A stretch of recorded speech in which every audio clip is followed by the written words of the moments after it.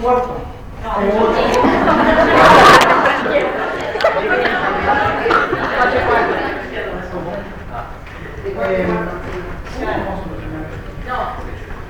No se puede solucionar, no hay solución.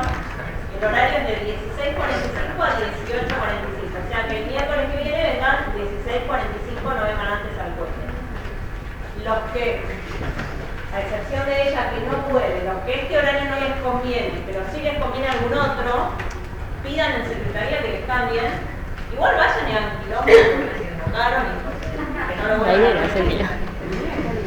Lo que pueden igual hagan quilombo. Hay que hacer quilombo. No, yo hoy estoy. Después lo que escuché hoy a la mañana. Estamos todos igual. Así que. Salud.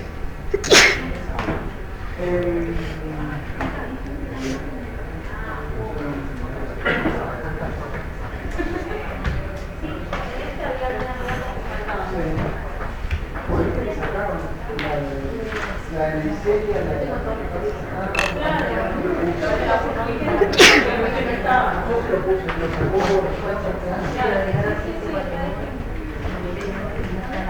Boludo, cambiaron todos los teóricos. El cuatrimestre pasado con esto. Pero sacaron, no porque pusieron. Entonces no nos cambia nada. No, agregaron uno. Yo acabo de escuchar que dijeron que sacaron. De miseria, no sé qué mierda. Encima lo leí. Porque era para esta semana. Era hoy a la mañana. Hoy tenía que hacer el de interacción y dieron enterobacterias. Entonces mañana. Mañana dan de interacción, pero justamente agregaron de interacción porque no estaba el cuatrimestre pasado. Luego. Se va a hacer bien.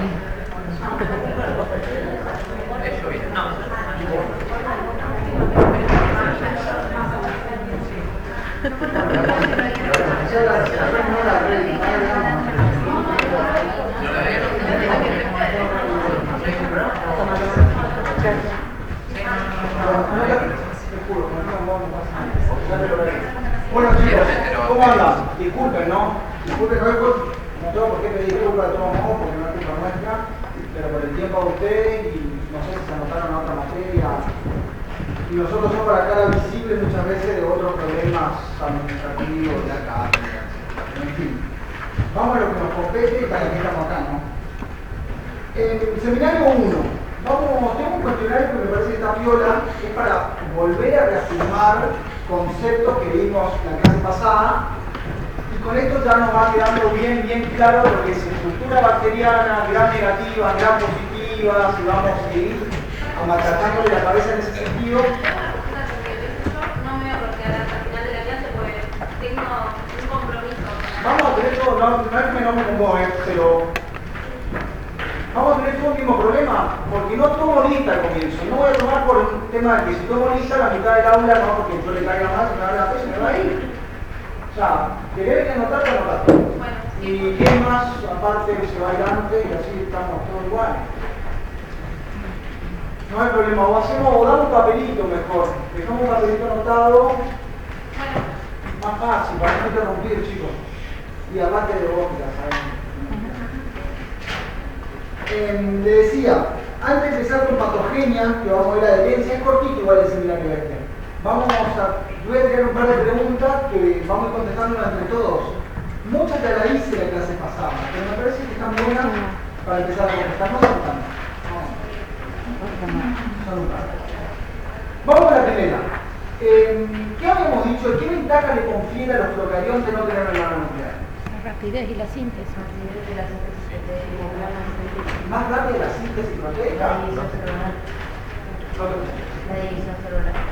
Dicen que es la más rápida la síntesis proteica y la división celular. ¿Les parece a ustedes? ¿Qué Sí. piensan? Era más rápida la división celular, también podrían ser Se transcribe y transcribir. se traduce simultáneamente. La transcripción era más La idea rápida. iba por ese lado. Disculpame. La transcripción era más rápida. Ahí va, no tener, acuérdense que los eucariontes lo que tenemos son mecanismos transcripcionales muy severos. O sea, realmente la síntesis de ADN ocurre para que haya la transcripción de un ARN mensajero sea maduro, pasan un montón de procesos para que eso se traduzca a proteína. Si bien los procariotes tienen un montón de mecanismos también transcripcionales, porque no es que pasa todo simultáneamente, mientras el ADN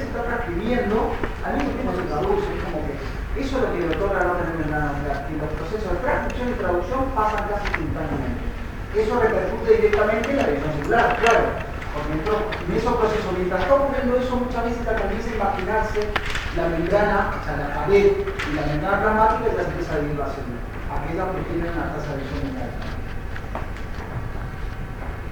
Y lo que tiene de desventaja, se me sale esta pregunta que no está acá, pero igual está bueno, al tener reproducción asexual, o sea, todo ocurre rápido, visión binaria, todo muy... ¿Qué desventaja le da eso? La variabilidad. Excelente, chicos, son mucho menos variables. Sin embargo, igualmente la ventaja adaptativa que tienen los procariontes, estando abiertos en nosotros, es muy buena.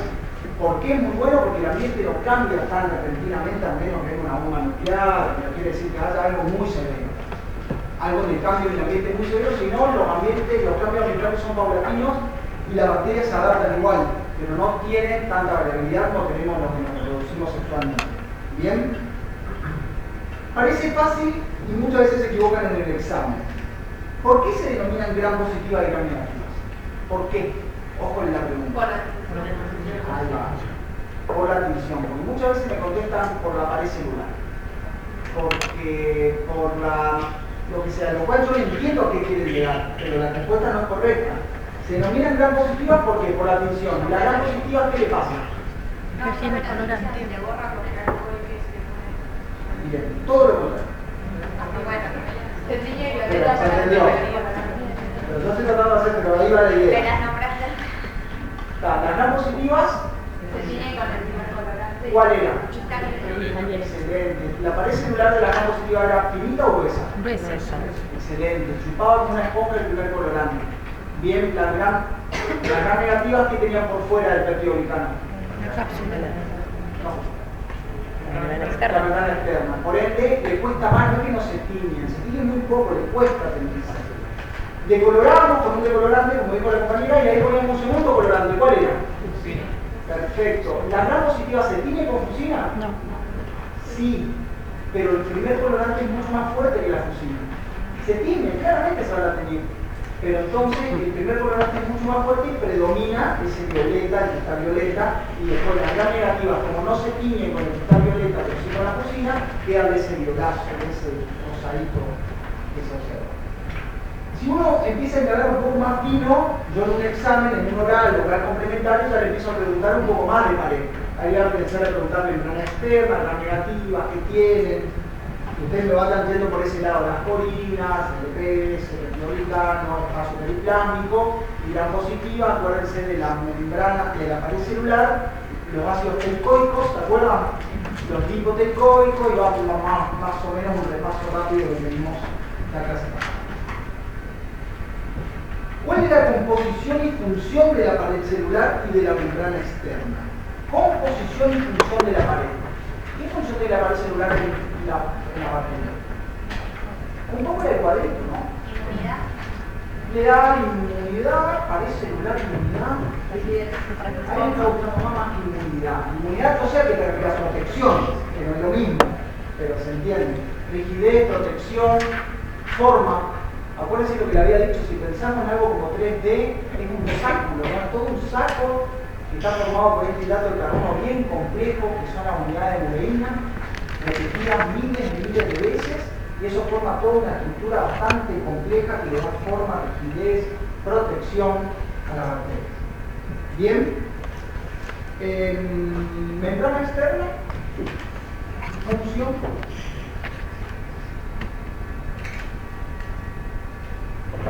Equivóquense acá, si los recursos del celular complementario son tan Sordel y catalán, no le van a perdonar. Claro, equivoquémonos acá y charlemos de nosotros, que esa es la idea. Eso. Tuvimos felicidad por el LPS, LOS. Ahí va. LPS, LOS, gram negativas. ¿Qué función tenía el LPS? Neurotoxina. Es difícil, parece fácil la pregunta, no lo es. ¿Qué función tiene el LPS en una bacteria? Y sirve para acción. Puede servir para acción. Para acción y para Adhesión. adhesión. Es un caso muy especial, lo vamos a ver hoy. Hacer Pero que es un pase- caso excepcional. Hacer que pase desapercibido. Hace que pase desapercibido cuando tiene ese tipo de lugar que es Otorgar El patogenicidad. antígeno O no podía alargarse para evadir la respuesta inmune. puede ser que va, pero es muy monogénico el antígeno, no tampoco. Puede servir como antitóxico. Bien, agente tóxico. Cuando hablo de toxicidad, ¿a qué me refiero? Integrar monoglobulina A. Inmunoglobulina A, o sea, estamos hablando de toxicidad de que es muy inmunogénico, en pocas palabras. Una toxina. Empieza la respuesta inmune, Daño celular a las células del sistema inmune. va por ese lado. ¿Por qué? ¿Cómo lo dañaría? Produce una reacción proinflamatoria y esa reacción proinflamatoria termina dañando el tejido. No es necesario. Es una pregunta filosófica igual, yo tampoco tengo la respuesta, pero estamos pensando entre todos. El LPS tiene el líquido A. El líquido A, ¿quién reconocía el líquido A de la célula cardiaca? Todo el cuadro. Ahí va. Todos están de acuerdo, todo el 4. El todo el 4, si vamos a más abajo, luego voy a anotar el marcador. La pasó. Todo el 4, acuérdense que vamos arriba o abajo para no estar tan en detalle, pero está directamente asociado a la cascada de NF-kappa. NF-kappa en la célula eucariota está directamente relacionado a la inducción de genes proinflamatorios. De manera muy somera, chicos, y rápido, tenemos la superficie, tenemos este lado, el sector 4, perfecto, y aguas abajo, por diferentes componentes hasta llegar al núcleo, tenemos a NF-kappa. No importa cuáles son los integrantes de NF-kappa, no me alcanza, pero NF-kappa actúa como factor de transcripción, se une a los promotores de los genes y empieza a secretar IL-6, TNF-alfa, MIP1, interleuquina 90, entre otras. Oxidoglicositasa 2, metaloproteasas, o sea, toda una maquinaria proinflamatoria que hace que el LPS se reconozca, sea reconocido por la célula y arranca, por ejemplo, en un macrófago toda esa mezcla. Pero entonces volvemos a la pregunta inicial. El LPS, ¿para qué le sirve llamar la atención? Yo me pongo a pensar, es el LPS, la presión de selección durante millones de años no eliminó el LPS de la bacteria. Es más, cada vez lo tiene cada vez más polenta. Pero sin embargo despierta toda una serie, lo que menos más se pasa desapercibido. O sea, toca el lípido A, toca el TOL 4, el TOL 4 despierta esta respuesta, y obviamente si un macrófago llega a desatar todo eso, un macrófago te hace moco. Bueno, yo siendo bacteria, el macrófago se empieza a secretar citoquinas, quimoquinas, metaloproteasa, oxidoglicositasa 2, la COX-2 también, entre otras, eliminan todo. Lo importante es pensar que una pregunta que me habían hecho en la comisión hace unos buenos años atrás, que el LPS también actúa como un tamiz, es un tamiz hidrofílico, evade los antibióticos, algunos antibióticos hidrofóbicos no podrían entrar, pero también es potencial, no podría, porque es para pensarlo también, por qué el LPS se mantiene como presión durante tantos millones de años, dada la presión de selección del sistema inmunológico, y sigue estando. No solo que hace todo eso, sino que el líquido A en grandes cantidades, o el LPS en grandes cantidades, da un shock séptico que nos terminamos muriendo. Acuérdense que toda esa secreción de citoquina proinflamatoria lo que hace es vasodilatar, esa vasodilatación de la célula endotelial hace que todo el líquido que hay en los vasos se vaya a los tejidos y tenemos un shock hipovolémico y nos podemos morir en horas. Me va siguiendo, ¿no? Entonces, como vemos, volvemos a la pregunta para no irnos por las ramas, de ver de membrana externa. Membrana externa LPS. Pero lo que tiene el LPS también de ser un tamiz hidrofílico, también es un tamiz hidrofóbico por el líquido A, que está inserto en la membrana, y a su vez podría llegar a dar una respuesta inflamatoria inespecífica, que de acuerdo a las bacterias que tengan el LPS puede llegar a ser que eso le favorezca. Pero también es para pensarlo. Es como que yo la quiero porque también es para pensar qué ventaja adaptativa usted tiene. ¿Hay usted? ¿Qué ventaja adaptativa le da el LPS a la bacteria? Pero bien, si lo trabajamos un rato chico porque me parece que está bueno. Y eso era para pensar. Presencia de LPS, lo ves, estoy viendo si me olvido de algo. No, nada. Espacio periplásmico, funciona.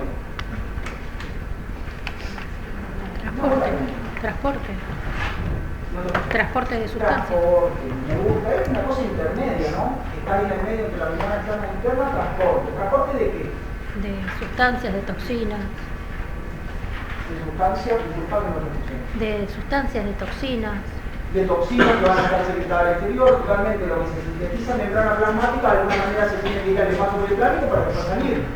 Acuérdense que ¿qué está inserto dentro del espacio periplástico de la gran mayoría? La pared celular, el péptido glicano. Entonces todas las enzimas que están involucradas en la síntesis de la pared celular están ahí adentro. Claramente que también. Entonces, de transporte, solutos, tiene toxinas, tiene todas las enzimas que van a sintetizar la pared celular. Parte del LPS también, el LPS de alguna manera se sintetiza y algunas partes también van a ir pasando por el periplástico. Muchas reacciones metabólicas que tienen que ver con la pared celular, como ven ahí. ¿Por qué las bacterias gram negativas son resistentes a la acción de la lisosima? La perfecta reacción de lisosima no la nombramos nunca, pero por ahí ustedes la dieron otra materia, o la dieron de teoría. ¿Qué dirá la lisosima? Que se acuerdan, inventen. El péptido glicano. ¿Y por qué las gram negativas serían resistentes? Por la primera. Tan obvio por la primera enfermedad. Serían resistentes, no son inmunes, como dijo una compañera, no es que son bacterias, superbacterias que no resisten, pero son más resistentes a la reacción de la lisosima por la presencia de la mineral. Nuestro cuerpo, ¿dónde se sintetiza la lisosima? ¿Dónde tendríamos nosotros lisosima? Lágrimas, mucosas, saliva.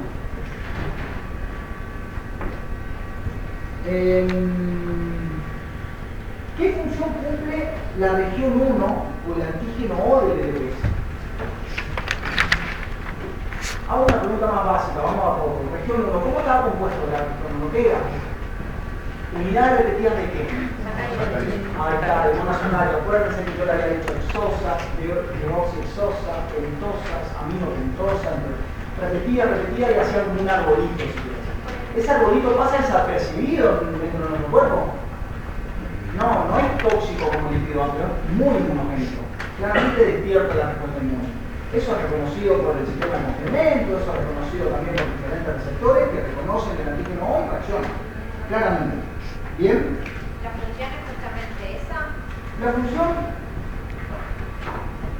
Es filosófico, porque tampoco me gusta la respuesta clara, porque la función del antígeno O ser inmunogénico es como que volvemos a la pregunta filosófica, no le conviene a la bacteria que sea inmunogénico, pero sin embargo lo tiene. Entonces creo que esta respuesta está dada en base a la función que cumpliría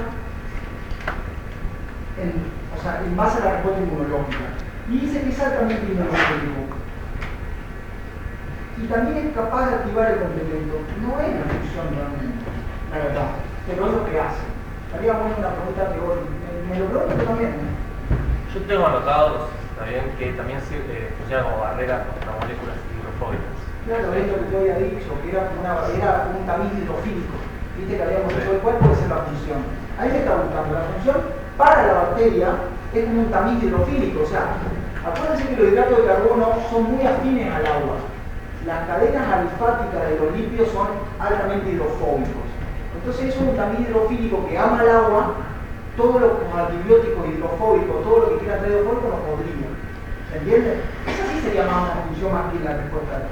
Pero a su vez es altamente inmunogénico y a su vez activa el sistema inmune. ¿Bien hasta acá? Y la porción lipídica del LPS, que la dijimos 1000 veces, lo vuelvo a repetir. Totalmente, es la porción tóxica. ¿Bien? Es la porción tóxica, desata el etapa B y todo lo que acabo de hacer. ¿Cómo reconoce nuestro organismo la presencia del LPS? Bien.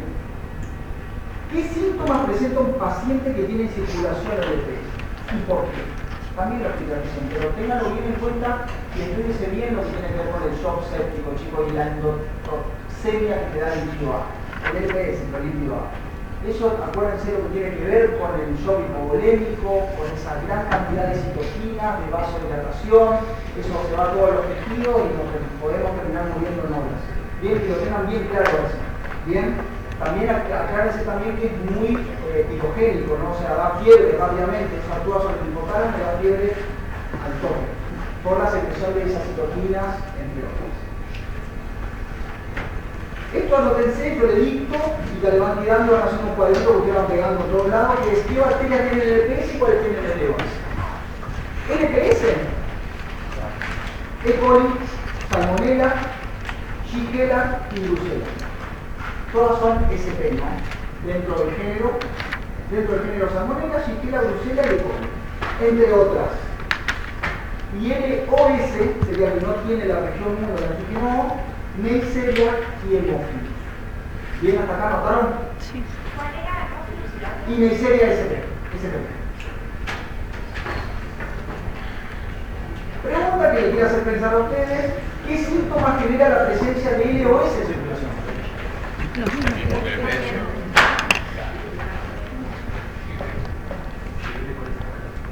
Ya queda poco, chicos, ya arrancamos, pero me parece que están buenos, ¿no? También nos está haciendo pensar. ¿En qué situaciones el tejido de un paciente puede sufrir disminución de pH y de potencial calórico? ¿En qué situaciones nos preguntan? Después vamos a ir con la pregunta también. ¿Cuándo puede haber una disminución de pH? ¿Disminución de pH qué significa? Se vuelve ácido. Ahí va, perdón que no había escuchado, fue como todo un balbuceo más ácido, estamos de acuerdo. Hoy dijeron que E. coli uropatógeno puede hacer eso. Seguramente, te juro que ese caso en particular en el teórico lo dijeron. Sí. Genial, te juro no lo tenía. Genial. ¿Y cuándo se puede dar una baja de pH? ¿En qué situaciones en el cuerpo? Acidosis metabólica. En la acidosis metabólica, dijimos que la una, hipoxia de la otra. Actividad física. Actividad física. En una actividad física donde hay acidosis, pero sí, no sé cuánto bajará el pH, pero seguramente sí, pero estamos hablando más patológico. Seguramente por ser hablamos de patológico. ¿Y se acuerdan de la enfermedad que me salía? Estuve trabado. En hemocromatosis. Eso, la hemocromatosis hereditaria. Y ahí sí entramos, por eso es muy... ¿Se acuerdan cuál era la enzima que estaba involucrada en la hemocromatosis? La epsilina. ¿Cuál era la función de la epsilina? Disminuir la captación de hierro a nivel intestinal. Y la segunda, que es como la contra, sería que los macrófagos liberen hierro. O sea, inhibe la absorción y también inhibe la liberación de hierro por los macrófagos. Bien, los pacientes con hemocromatosis hereditaria tienen un déficit de epsilina. ¿Eso qué significa? Si la enzima que inhibe la absorción no está, Va a haber más. absorbemos hierro como loco y a su vez los macrófagos liberarían hierro como loco. ¿El hierro disponible a la bacteria le gusta o no le gusta? Le gusta mucho porque necesita para la síntesis de ADN, para la síntesis de proteína, como nosotros en realidad. Y claramente eso favorecería las infecciones crónicas recurrentes de los pacientes que tienen una expectativa de vida bastante mala. Bien. Yo no los nombro, no vamos a ir, pero tienen que aprenderse bien y quiero que les quede bien claro, chicos, esto más depende de ustedes, que sepan bien qué es un cromosoma, qué es un plásmido, qué es un bacteriófago. Bien, que les quede bien claro la diferencia entre un cromosoma bacteriano que está en el nucleoide, que es un plásmido que es extracromosomal, que está afuera. Acuérdense que es un bacteriófago, que es los virus que infectan bacterias. Bien. Y con respecto a la envoltura que está por fuera de la clasificación de gram negativa y gram positiva, teníamos los micoplasmas y las micobacterias. Más allá que el prefijo es el mismo, mico, no se confunda, chicos, micoplasma no tenía paracelular, era trilaminar, pero era muy sensible a los shocks osmóticos y reventaba, y las micobacterias, como la de la tuberculosis, entre otras, tenían esa membrana bien compleja en 4 capas, que tenía ácidos micólicos, ácido arabinosgalactano, arabinosmanano, que están aquí. ¿Pero bien? Aprendes sobre eso, micoplasma, micobacterias. Ya empezamos. El cuadrito de nuevo, llévenselo bien, que ya lo llenamos nosotros juntos. ¿Qué relación hay entre corina y resistencia antibiótica? ¿Hay relación o no? Sí, o sea, si cerrar las corinas no pueden dar antibiótico. O lo puede ingresar, degradarlo y liberarlo. Me gustó más rebuscado, pero me gustó, puede pasar. Pero sobre todo si sensa que hay antibiótico dando vuelta y dijimos que las corinas eran unos canales bastante grandes que atravesaban la membrana externa, ante una presencia de antibiótico, lo que hace la bacteria, O sea, o sea, tiene que ver, la relación tiene que ver con la resistencia, impedir que el antibiótico entre. Claro. Bien. Otra cosa que anoten, porque son cosas más de memoria que les facilitamos un poco. Bacterias capsuladas y no capsuladas. Acuérdense que la cápsula era una estructura que no era prescindible imprescindible, que podía estar o no estar, que tenía diferentes funciones, como evitar la fagocitosis, evitar el complemento. Hoy vamos a ver que una cápsula en particular de Salmonella typhi también está involucrada en la adherencia, que estaba formado, como yo digo, que es algodón, ese moco del hidrato de carbono que está alrededor de la membrana externa de la membrana negativa y la pared celular de la membrana positiva. Capsuladas, estafilococcus, Neisseria meningitidis, Haemophilus influenza, Streptoneumoniae, entre otros, chicos. Claro, estos son poquitas, entre otras variedades. Haemophilus influenza, influenzae, Streptoneumoniae. Y que no producen cápsula nunca, no capsuladas, Neisseria gonorrhoeae o gonorrea, Shigella cpp, Haemophilus influenza. Pero porque el Haemophilus influenza que es capsulado es de tipo B. Ahí comienza la clasificación de acuerdo a la inmunogenicidad de cada uno. No importa, ¿Cuál chicos. es el capsulado? El B, el de tipo B. ¿Puedes repetir los que no tienen cápsula? Neisseria, gonorrea, Shigella cpp, Haemophilus influenza pelado. Y el que tiene cápsula es tipo B. Entre otros, chicos, etcétera. Y para terminar, antes de comenzar, ¿quiénes tenían endoflagelo? ¿Y qué era? ¿Se acuerdan de las quiroquetas que eran como esa, que iba con ese video rulito y que los endoflagelos iban por dentro, era endo, te dice toda la palabra endoflagelo, empezaban los polos de la célula y rodeaba a toda la bacteria y eso iba con un tirabuzón. La bacteria se mueve con un tirabuzón. ¿Bien? Y está el cuadrito por último, que ya lo mencionamos la vez pasada, están todos de acuerdo con eso. Yo no tengo problema que lo vuelvan a tener. Pero acuérdense, cromosoma, composición química, función. Es muy fácil, chicos. Pared celular, composición química, función. Hay alguna duda con ese cuadro que tiene que decir, ¿verdad? Díganme ahora, chicos, ¿que algo que lo ha terminado?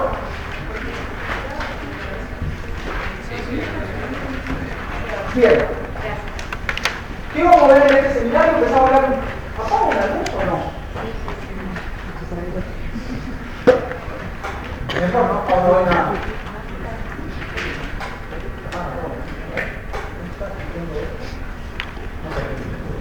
¿Se van por así? Bien. Vamos a ir a la herencia, chicos. Bastante estructurado nuevo, mucha estructura, algunos ejemplos que se lo tienen que saber muy bien, pero se lo vamos a preguntar. Y este seminario tiene la idea, nuevamente no hay un capítulo de adherencia ni un libro, sino que sacamos ejemplos de diferentes capítulos, de diferentes materias, y lo vamos armando. Bien, la adherencia tenga que ver, pero bueno, reconocer la adherencia como primer paso esencial, eso quería decir. Toda bacteria necesita adherirse, no significa que todos tengan adhesina, pero todas necesitan de alguna manera adherirse para poder progresar. Es algo como bastante obvio, pero es así. Yo necesito adherirme para después poder colonizar y poder causar alguna infección, siendo bacteria. Siempre hablo en primera persona, establecimiento y cronicidad.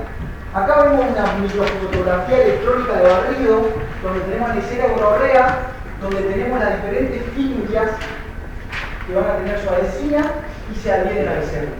Acá tenemos todos unos pocos hermosos de Neisseria que están teniendo. Esa foto es real. Entonces, dense cuenta cómo la importancia de la adhesina es un evento totalmente imprescindible para la colonización de infecciones. Sí o sí la necesitan las bacterias, para poder colonizar.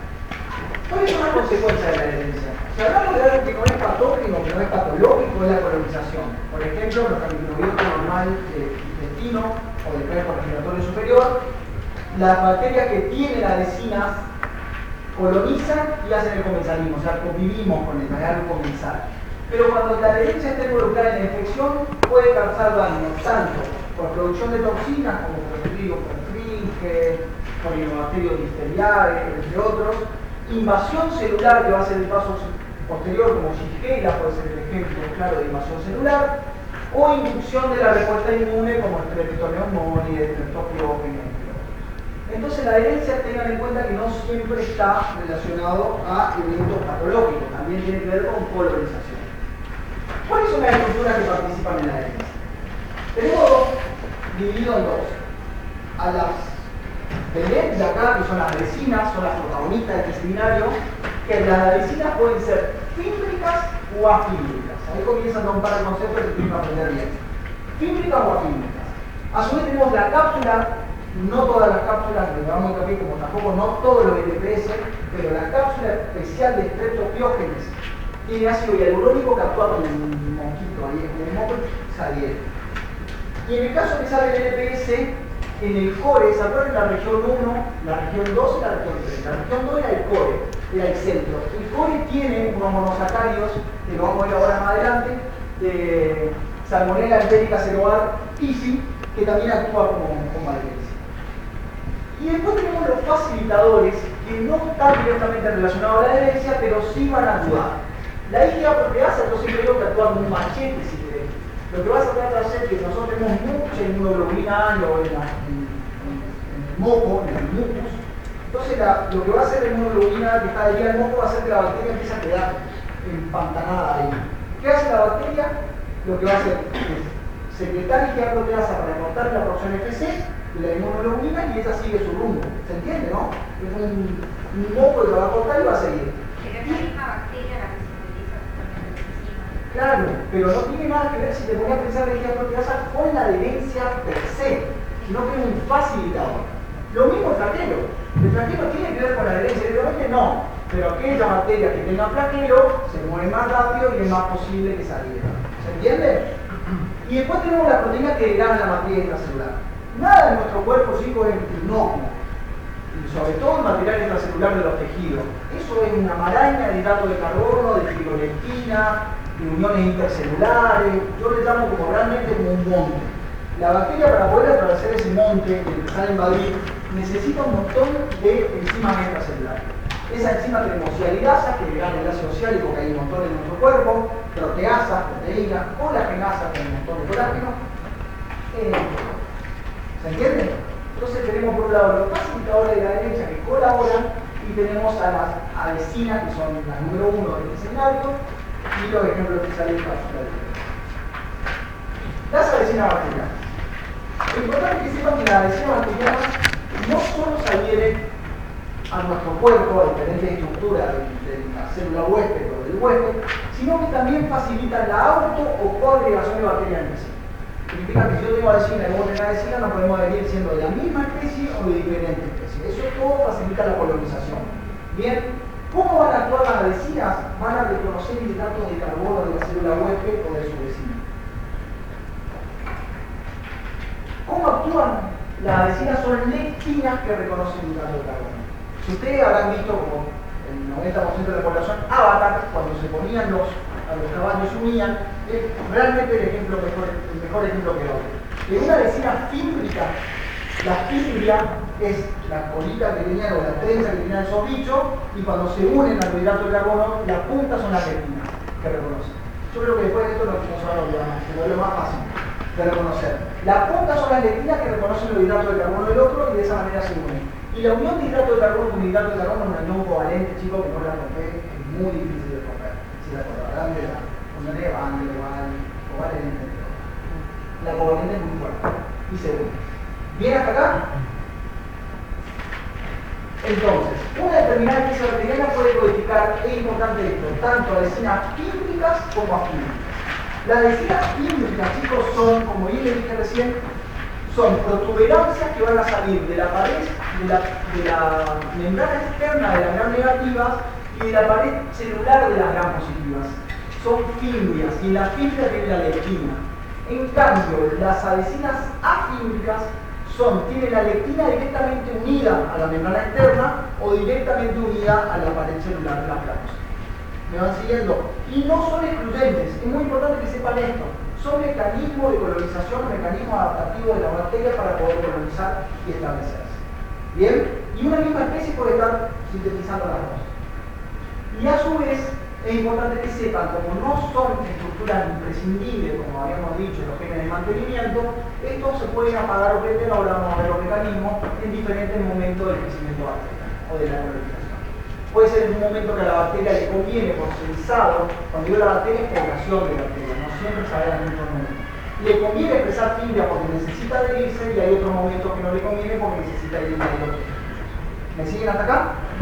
Bien. Y ahí te lo acabo de explicar, un dibujito muy didáctico, la fibra, los peligros que son la fibra y acá viene la leptina y reconoce diferentes hidratos de carbono de la célula. En cambio, las fíbricas van a reconocer hidratos de carbono como fibronectina, por ejemplo, de la célula huésped y de esta manera se adhiere. ¿Bien? Es un dibujito. Las dos tienen leptina, claro que sí. Claro que sí. Vamos a empezar por las fíbricas. Las medicinas fíbricas. Estructura de apéndice anclado a la membrana externa, que lo acabo de decir yo, de las gram positivas, cuyas unidades proteicas que van a ser, si tenemos que la del macero eran las plastelinas, la de la fibra van a ser las fimbrinas, es como todos los nombres son muy obvios. Y como del pili van a ser las pilinas, es como todo lo que es para, de memoteca sirve mucho eso, chicos. Son unidades proteicas, es importante esto que les que son proteicas, no son ni lipídicas ni tampoco son glucídicas, sino que son proteicas. Y las estructuras, la unidad estructural es la fimbrina o la pilina. Y en la punta de estas fimbrias se encuentra la leptina que vamos a conocer hoy. ¿Bien? Acá hay un ejemplo de una gram negativa, lo que usted le había dicho. Fíjense que en una gram negativa tenemos la membrana externa, una hermosa porina, tenemos una proteína transmembrana y de la proteína transmembrana sale esta proteína que es la fibra que atraviesa, si tuviese cápsula, hasta la cápsula atraviesa. Realmente es una protuberancia que sale más allá de la cápsula. Bien, espacio periplástico, acá no se ve la pared celular en este dibujito, membrana celular, proteína citoplasmática, entre otras. Después tengo la proteína de la pared externa, como la entre otras que la habíamos visto sin nadie. Bien, se ensamblan en el espacio extracelular sobre la membrana externa del órgano negativo y sobre la pared celular del órgano positivo. Y ahora vamos con el primer ejemplo que preguntamos muchos chicos porque está bueno. E. coli uropatógena. E. coli uropatógena, una enterobacteria, gram positiva o gram negativa. Negativa. Está buena esta pregunta porque ya empiezan a relacionar un poquito cuáles son las positivas, cuáles son las negativas. E. coli y gram negativa. Bien. E. coli, sinónimo también del EPS. E. coli es sinónimo de infecciones intestinales, infecciones urinarias, etc. ¿Qué tiene E. coli uropatógena? Tiene adhesinas fímbricas.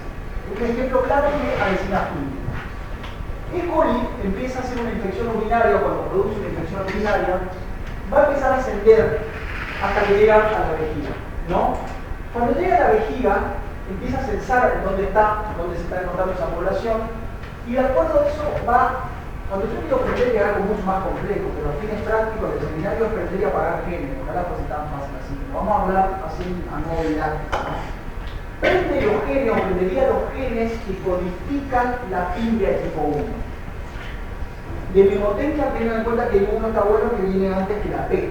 Eso es cuando uno estudia 3 años, el 1 viene antes de la P, entonces lo primero para poder causar una infección en vejiga, prende los genes que codifican la fibra de tipo 1. La fibra de tipo 1 tiene una afinidad muy grande por manosa. El tejido de la vejiga es muy rico en manosa, entonces se puede adherir fuertemente a la vejiga y de ese momento puede establecer una infección y se asocia claramente a una infección no nacida. Bien hasta acá. ¿Qué pasa si la bacteria empieza a crecer, crece más, empieza a hacer una infección ascendente y empieza a llegar a riñón? En ese momento, lo que hace este bicho va a empezar a ver que ya el tejido del riñón no es el tejido de la vejiga. Claramente los hidratos de carbono que tienen uno y otro difieren. El nicho ecológico difiere. Entonces tengan en cuenta que la fibra no solo define qué bacterias pueden causar infección en qué especie, sino en qué tejido también. Porque prende y apaga de acuerdo al nicho ecológico del tejido que se encuentra. Cuando se encuentra el riñón en el epitelio renal, es mucho más rico en galariosa. Eso es química biológica, chicos, la galariosa es un disacárido de 2 galactosas, por un metro como 4. Muy rico en galariosa, entonces ¿qué hace? Empieza a prender los genes que codifican la fibra. Bien, ¿dónde se asocia la fibra P y la presencia de uropatógena en el riñón? Entonces tenemos una misma bacteria que puede codificar dos fibras en dos momentos diferentes y en dos epitelios diferentes. Si ustedes quieren integrar un poco más, la fibra tipo 1 está codificada por más de 9 genes, donde las unidades son la FIB H y la unidad de leptina la FIB P. No viene al caso, la FIB P con 11 genes y todo pero solo al que le interesa un poco más. Pero un claro ejemplo de una vecina fímbrica y de diferentes presiones en diferentes niveles de color. Y acá la tenemos ahí también. Yo no creo que sean los mismos colores, creo que es un poquito. Entonces tenemos los flagelos. ¿De acuerdo que si tenía flagelos en un solo lugar era monotrico? En un solo lugar se mide la cantidad de fibra que tiene. Mira si uno un código patógeno no se va a adherir a algo. Realmente tiene fibra por todos lados. La verdad. ¿Bien? ¿Siempre se distribuyen de forma homogénea? Se puede, pero no necesariamente. Es como que no, nada, como yo no había hecho nada absoluto en biología, entonces puede llegar a estar distribuido homogéneamente, como que no. En el caso de código patógeno sí, pero no es nada absoluto. No es que todas están distribuidas homogéneamente y no es que todas están distribuidas heterogéneamente. La verdad. Y ahora vamos con la fibra, una vecina fímbrica también. Seguimos con la fímbrica. Acá clasificamos en su apunte. Estamos con la vecina. Dentro de la vecina estamos con la fímbrica. La primera fue la de código patógena, fibra de tipo 1 y tipo P, psiquiti y pielorefrío, como un resumen rápido. Y ahora vamos con la fibra de tipo 4. La fibra de tipo 4 está asociada al movimiento. Fíjense, ¿se va a adherir? Sí, vale. ¿Tiene leptina? Sí, tiene leptina. ¿Es fímbrica? ¿Tiene fimbrina? Sí, todo lo que sabemos hasta acá. Pero sin embargo, lo que hace la Neisseria meningitis es adherirse al epitelio, por ejemplo, de mucosas respiratorias y reptar. Agarra la fibra, estiran, se achican y van reptando el camino. ¿Se entiende? Y de esta manera causa infecciones, o en realidad es comensal de la vía aérea superiores, y de esta manera este bicho se encuentra colonizando, creo que no quiero decir el 60% de la población. No sé, una cosa así como monstruosa. ¿Pero por qué? Porque tiene la característica de tener esta fibra de tipo 4 que le confiere permitir el movimiento especial sobre la superficie semisólida o sobre la mucosa epitelial. Y de esta manera Neisseria puede colonizar. Entonces está relacionado a un movimiento que no es flagelar. Bien, se diferencia bien, sino que se llama de twitching. Movimiento de twitching. Y esta primera creo que a ustedes les sacaron, pero yo la volví a poner que estaba en años anteriores y me parece que está buena, que explica cómo hace Neisseria para poder colonizar cáncer. Volvemos a un ejemplo parecido al de código patógeno, donde de acuerdo a las características del microambiente, Neisseria prende o apaga o empieza a transcribir o empieza a hacer mecanismos post-traduccionales para poder colonizar diferentes. Primero se adhiere. Acá tenemos un epitelio epitelial por sus siglas. Tenemos la fibra de tipo 4 y Neisseria se prende. Todavía la sangre, ¿no? Se prende. Habíamos dicho que puede reptar, está su fibra de tipo 4, se duplica, hay una microcolonia, está todo muy lindo. ¿Qué pasa cuando forma la microcolonia? Empieza a censar que hay un montón de organismos de su propia especie y por un mecanismo post-traduccional agrega fosfoglicerol a la fibra y le cambia la carga. No agrega un glicerol a la fibra, le está cambiando la carga, ya no es la misma fibra. Y ese cambio de carga hace que la fibra ya no tenga la misma afinidad por el hidrato de carbono que antes.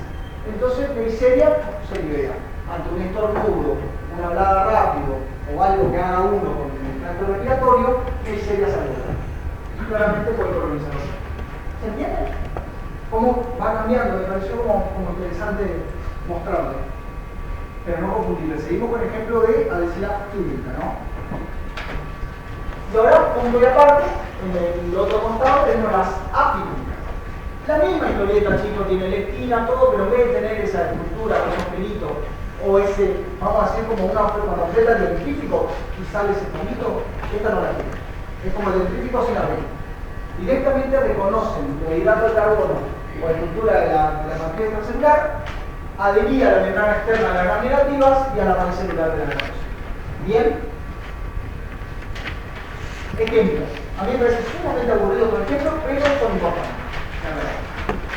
El hemófilo de influenza es una bacteria no capsulada, ya empiezan a saber un poquito de a poquito, y que causa infecciones del tracto respiratorio.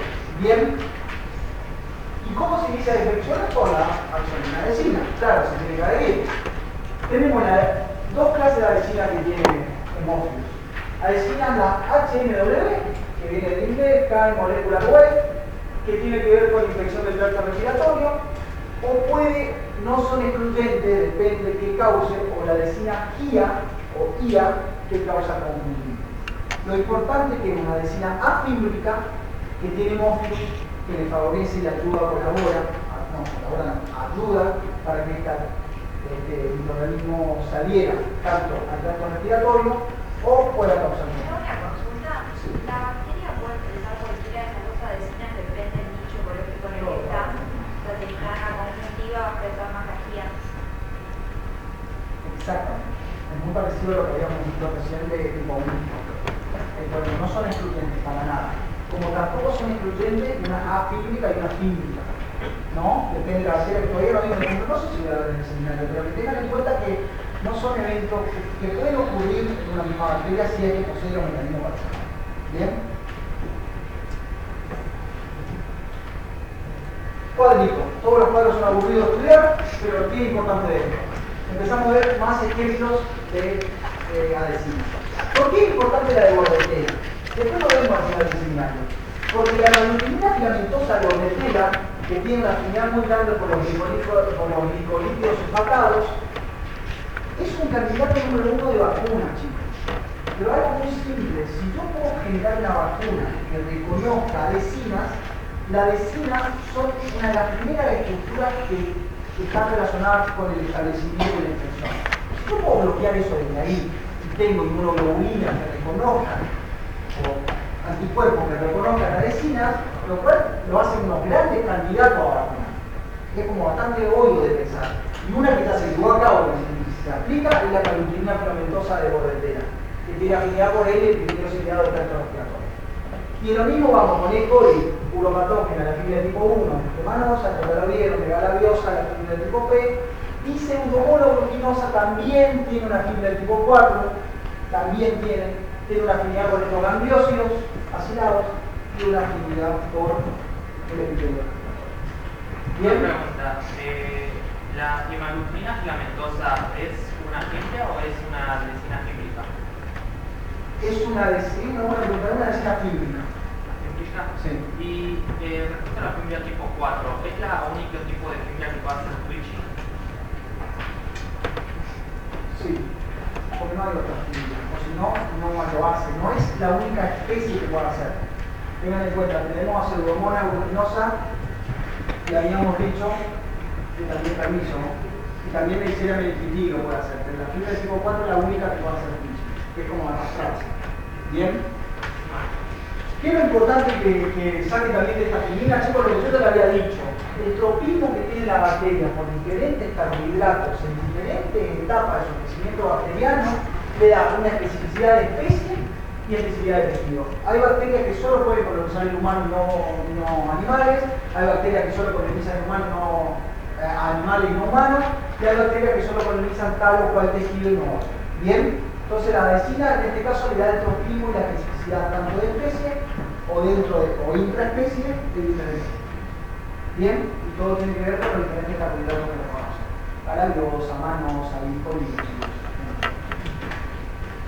Y ahora volvemos a uropatógena, como que está bueno este ejemplo para ver cómo las adhesinas, al no ser una estructura imprescindible, como son los genes miembros, tiene la capacidad de existir un mecanismo genético bastante complejo, que lo vamos a hacer muy fácil en el seminario, que se llama cambio de fase. Que el cambio de fase, lo que yo le digo es, va a parar. Eso ocurre en la bacteria por un censo que hace el microambiente, eso repercute directamente en factores de transcripción, eso hace que se heterocromatinice el ADN y no pueden actuar o pueden expresarse. La verdad que es mucho más complejo que se le va a parar, pero a fines prácticos ustedes deciden. Entonces, fíjense ustedes lo que yo le había dicho, cuando le conviene o no a uropatógena expresar los fibras.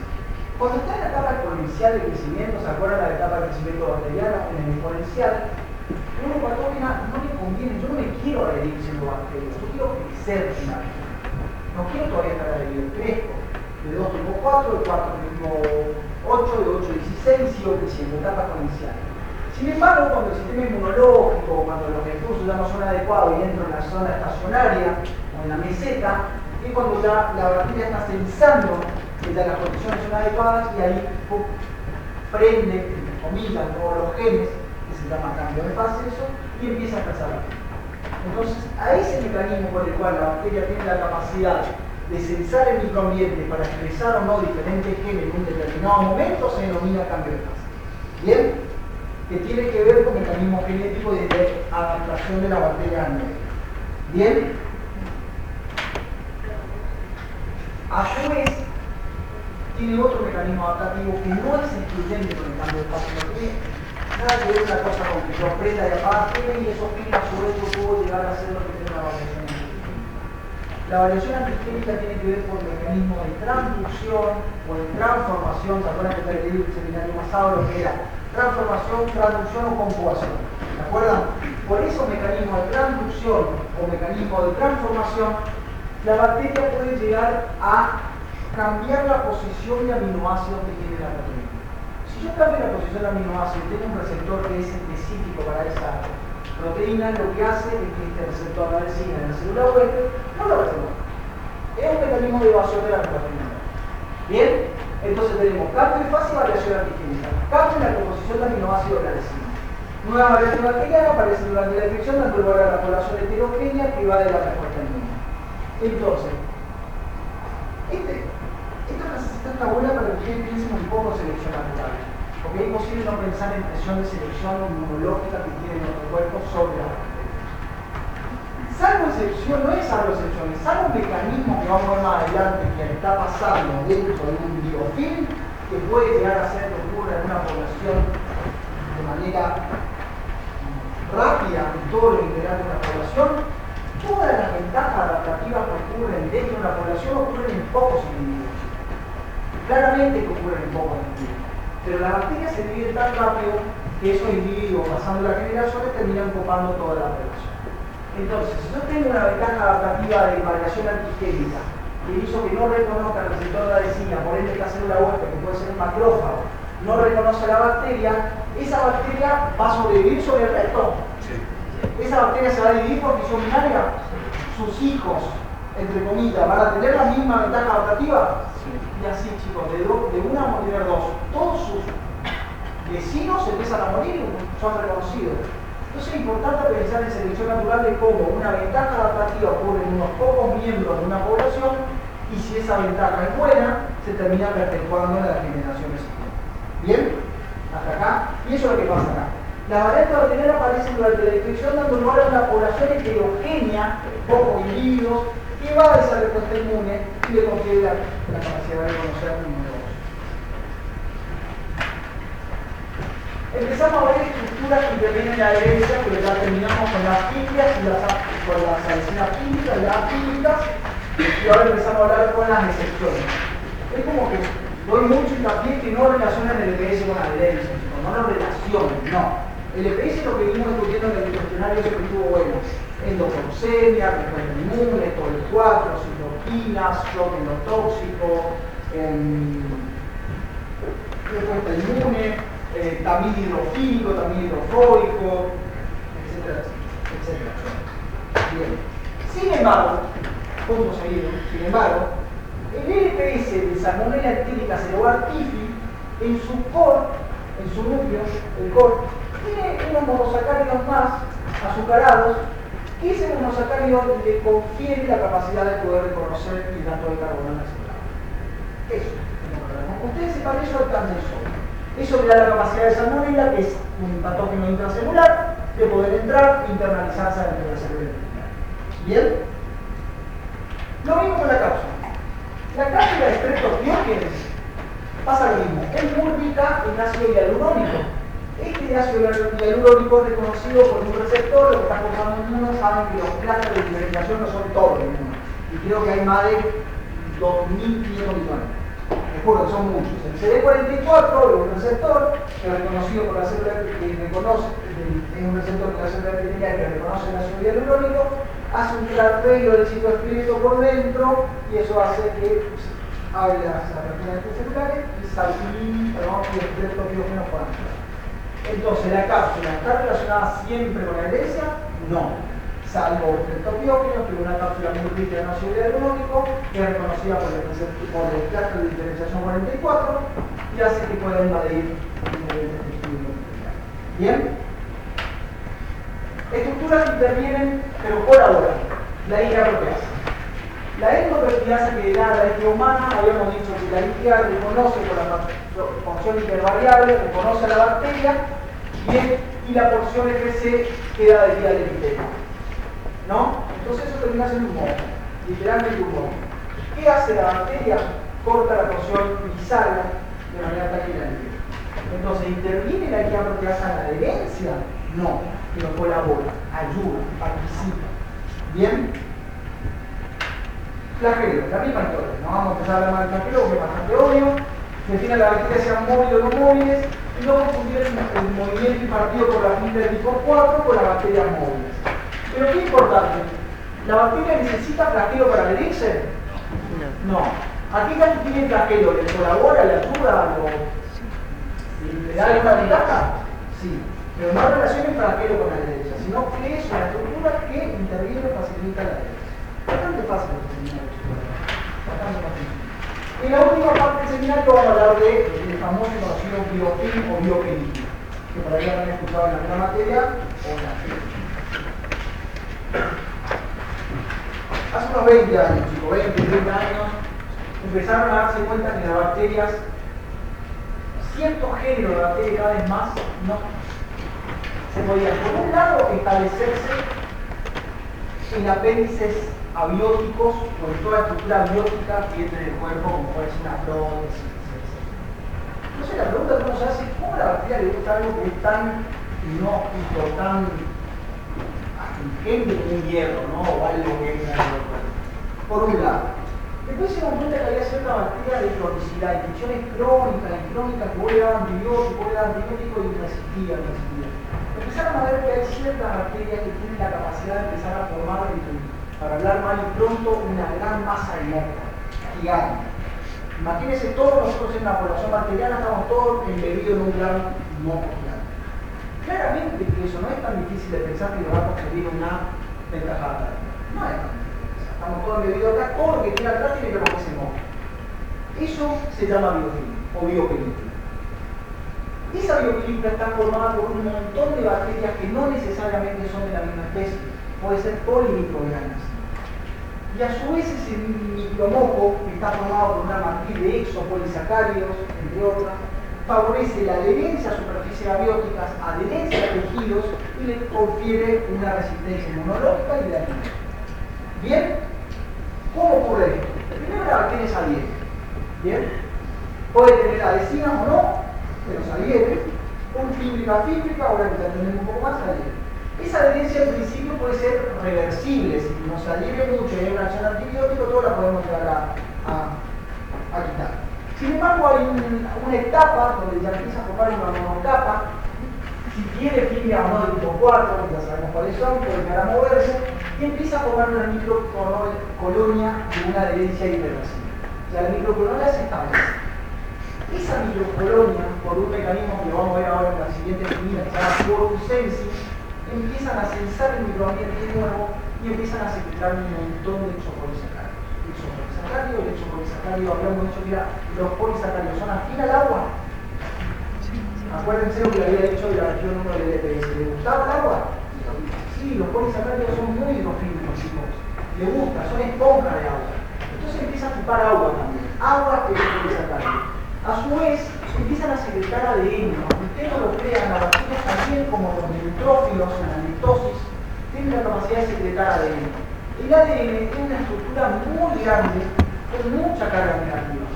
Acuérdense que toda la base nitrogenada, los fosfatos del ADN, los fosfatos de cada base nitrogenada miran hacia afuera. La parte hidrofóbica del ADN mira hacia adentro, que forma los puentes hidrógenos en las pares de base. Pero la hidrofílica está mirando hacia afuera, que tiene carga negativa.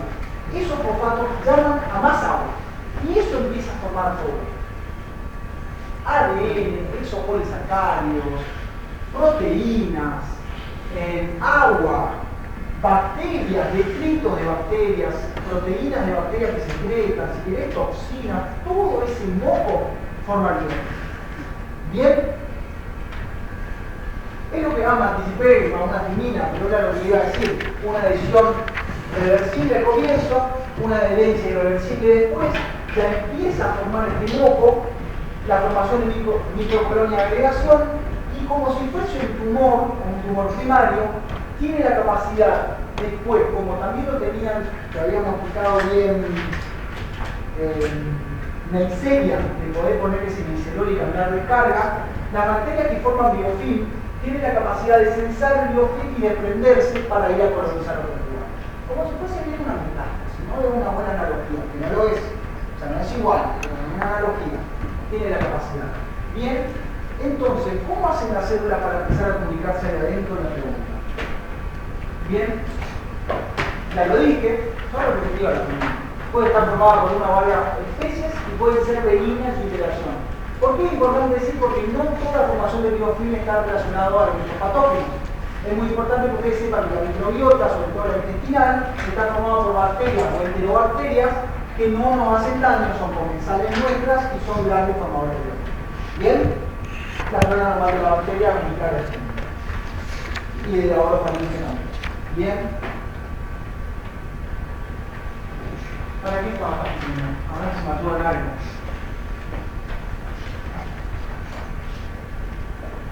No, importante cuáles son aquellas bacterias que pueden ser endógenas, flora normal nuestra, de acuerdo al nicho ecológico dentro de nuestro cuerpo, que pueden formar biofilm y que tiene que ver con una, en el caso que nos causa alguna infección, con una infección endógena. Tenemos estrés, todo esto es muy de memoria, decimos, ¿cuál está en el día a día oral? Toda esta bacteria. En el intestino tenemos todas estas. Vagina y sistema orogenital, uretra, piel y conjuntiva. ¿Cuáles son las bacterias que se encuentran en diferentes nichos ecológicos que pueden o no, de acuerdo en qué posición se encuentran, causando una infección? ¿Bien? O ser tratamiento. Acuérdense de esto, chicos, que no es que la bacteria que tenemos nosotros son bonitas. O sea, quiero decir, está Filoaurio o Streptococcus es una normal de piel, pero sin embargo los oportunistas nos llegamos a cortar, llegamos a tener una infección y esto no hace una erisipela galopante. O sea, quiero decir, los comensales nuestros en su nicho biológico, en dónde están, y compitiendo con las demás bacterias son comensales. Y nos favorecen a nosotros, sí, las necesitamos. Pero tengan en cuenta eso, que siempre y cuando se encuentren en su nicho dentro del cuerpo son comensales. En otro lugar terminan causando una infección. ¿Bien? Y lo importante del biofilm, chicos, que no es algo homogéneo para nosotros, ¿no? Creo que nadie se lo hubiese imaginado también. Pero el biofilm tiene hasta estratos de las primeras bacterias que formaron el biofilm, ya son las más viejas. Esas bacterias se están dividiendo y hay una nueva población. Esa nueva población sigue secretando esos polisacáridos, sigue formándose moco. Y ese moco empieza a tener canales por donde difunde el agua y los nutrientes para que aquellas bacterias se puedan unir. O sea, es una masa muy heterogénea formada por una o muchas especies de bacterias. ¿Bien? Y a su vez, aquellas bacterias que se encuentran en ciertos lugares del biofilm tienen la capacidad de poder desprenderse para ir a colonizar otro lugar. ¿Bien? Claro, bueno, si la transformación viéndose le pongo algo, ¿no? Bueno, ejemplo, chicos, infecciones pulmonares son bacterias que no hablan biofilm, como pseudomonas aeruginosa y en pacientes con virus.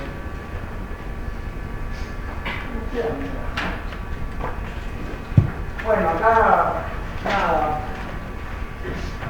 Mecanismo de resistencia antibiótica por algo muy obvio.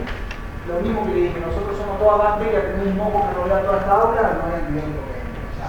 O le va a costar mucho más la concentración mínima de antibiótico para poder inhibir al crecimiento bacteriano va a aumentar. Eso se llama, chicos, SIM, concentración inhibitoria mínima.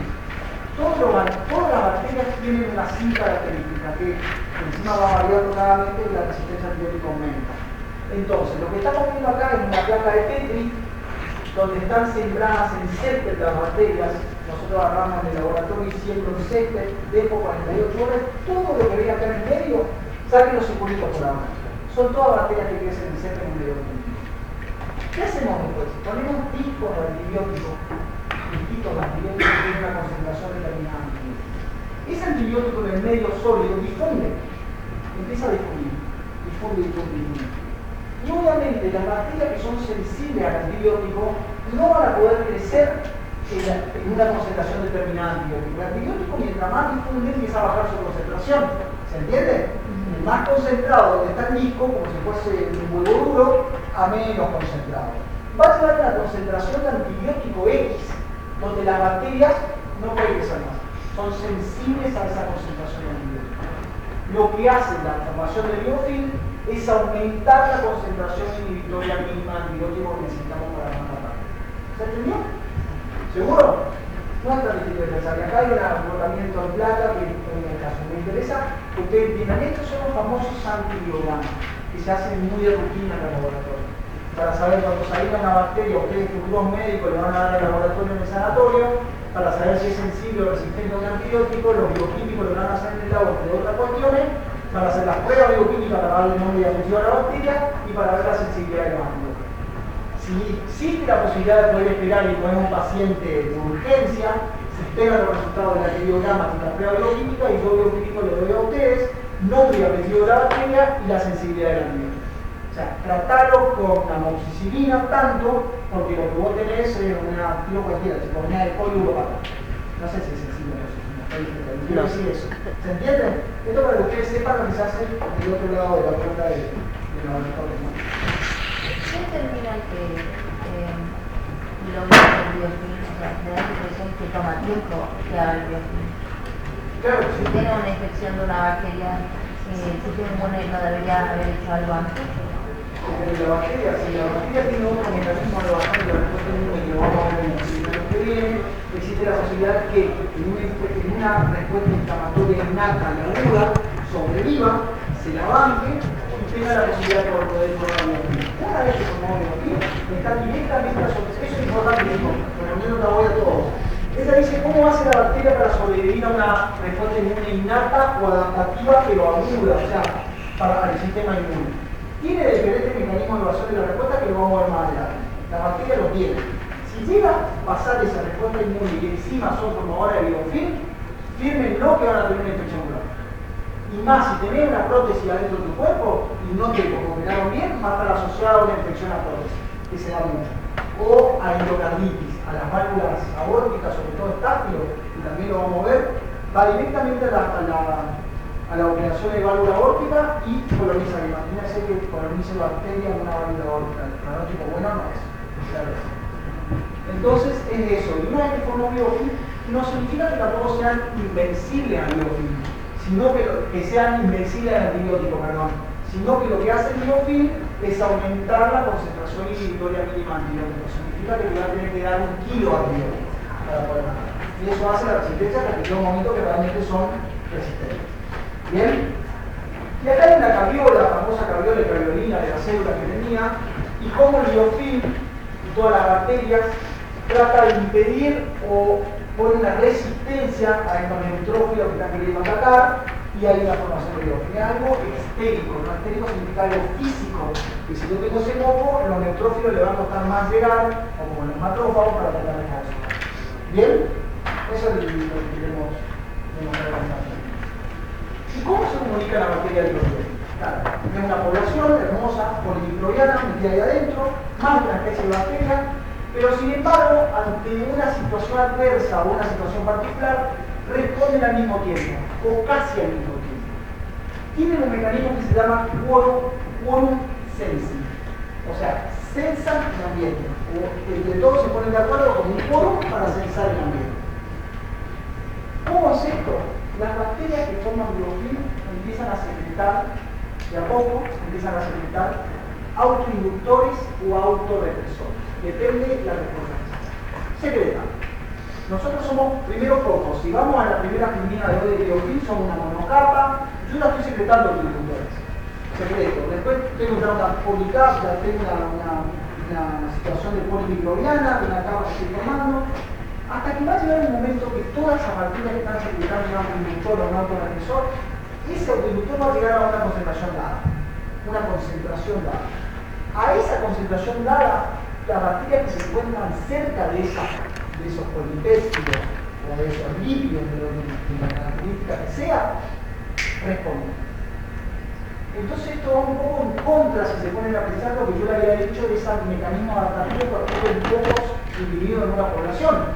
porque la ventaja adaptativa serán pocos, pero sin embargo el biofilm tienen esa capacidad adaptativa de poder responder casi al mismo tiempo ante una situación determinada por la concentración de estos autoinductores. Significa que el quórum sensi es sinónimo de densidad poblacional o densidad microbiana y es sinónimo también de densidad de autoinductores, o sea, van de la mano. ¿Se entiende? ¿Hasta acá?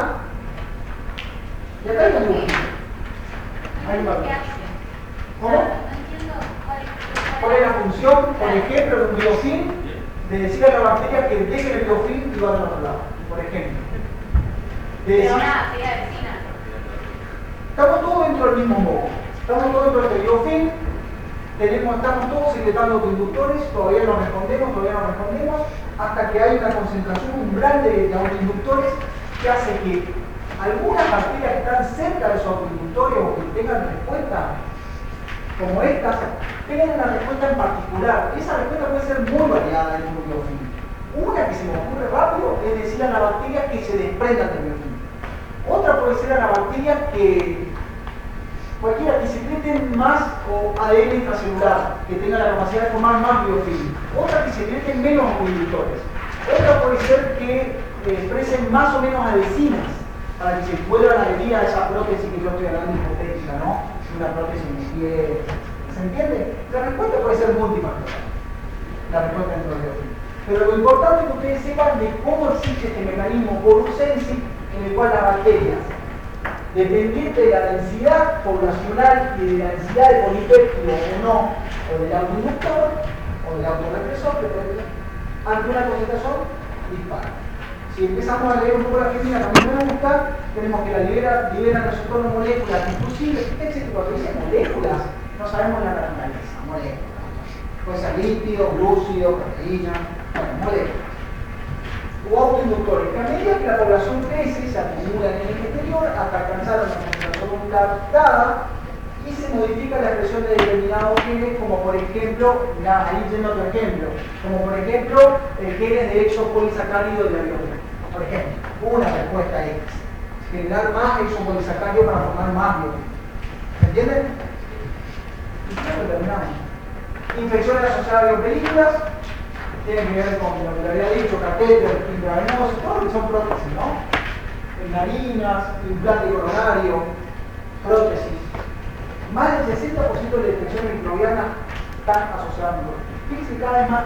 Y acá en el instituto, chicos, acá en el departamento hay dos grupos de profesores que estudian mucho biología y tienen trabajos que son muy interesantes. Sobre todo estáfilos.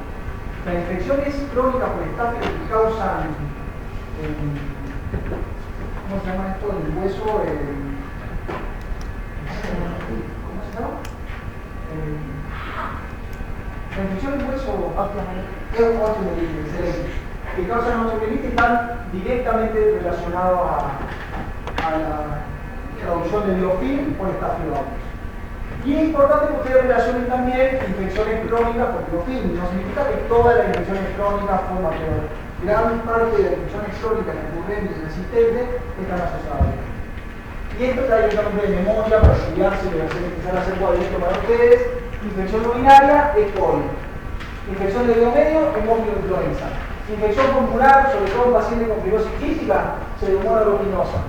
Y entre y encía, strepto y todas estas bacterias raras que tenemos en la boca, la fusobacteria, la pseudomonas, son todos unos anaerobios espantosos. Infección ósea, mirá lo que acabo de decir la Staphylo aureus, el ejemplo que le acabo de dar. Y de dispositivo implantado como la endocarditis, que le acabo de dar también. Ahí tenemos el Staphylo aureus y Staphylo paulasas negativos. Entonces, muchas de estas tienen que ver con infecciones crónicas y con la asociación de prótesis agudas. Resumiendo, muy resumiendo. Adhesinas. Número 1, adherencia a tejido, claro. Fímbrica, todas las que sabemos. Adherencia a superficie inerte, claro. Biofilm, estáfilo, strepto, todo lo que haremos visto. Adherencia a otras bacterias también. Coagregación o autoagregación de bacterias. Formación de biofilm y la adherencia, sí. Yo necesito adherirme, la adhesina está totalmente involucrada en la producción de biofilm. Bien, agregación bacteriana tiene que ver con la formación de biopelícula como también la coagregación y las funciones de la fibra. Invasión celular, habíamos dicho que sí, porque las bacterias pueden desprenderse de biofilm y seguir invadiendo, o como en el SIDA meningitis, invade diferentes tejidos, lo que habíamos visto el switching, el calendísimo, esa modificación evolucional, etc. Y el movimiento de pseudomonas de la serie meningitis, el movimiento de switching no funciona. Un resumen muy rápido de todo lo que vimos. Y lo que yo había dicho, que son grandes candidatos a vacuna, porque si nosotros hacemos vacuna de inmunoglobulina que reconozcan la vecina, claramente voy a tratar de evitar la adherencia bacteriana. El ejemplo de eso es la hemoglobina escamatosa de los bacterianos. Ok, chicos.